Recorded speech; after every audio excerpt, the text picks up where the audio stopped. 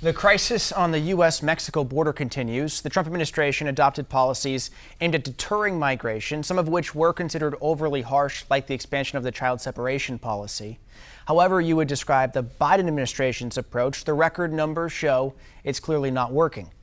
Congressman, what do you propose to resolve this problem at its sources and to alleviate the humanitarian crisis currently on America's doorstep? Well, we do have a crisis at the border, and I have stood up to the Biden administration and urged them to develop a plan.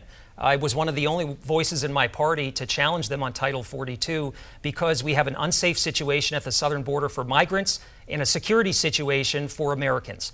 We should be investing more in the resources to support our law enforcement along the southern border. I've done that, hundreds of millions of dollars for Customs and Border Patrol, as well as technology at border checkpoints. I support authorizing joint operations centers. I've introduced legislation to do that with a Republican colleague from Texas that would allow for cooperation at different levels of law enforcement.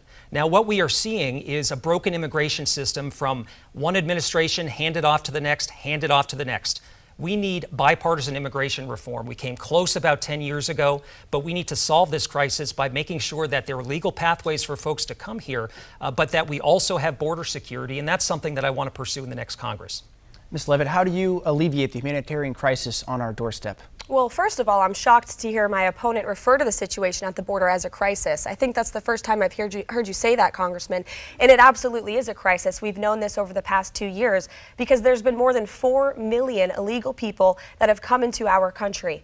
We've seen a very incredibly concerning rise of fentanyl overdoses across this country as well. I had a ride-along with the Manchester Police last week. The two leading police associations in this city, Chris Pappas' hometown, are supporting me because they've seen a rapid rise in fentanyl and meth overdoses in Manchester, a 50% increase. This border crisis is having a direct toll on Granite Staters, and frankly, you have done nothing to solve it. You actually voted against the border wall funding under the previous administration twice. So we need to invest in border security. We need to invest in our United States Border Patrol, who are protecting us and have been put through hell over the past 2 years to protect the lives of the people of this state. Congressman, well, I think what she's referencing is a procedural vote, but I've always voted for more funding for border security, more funding for technology, especially at border checkpoints where 90% of the illegal substances are coming through.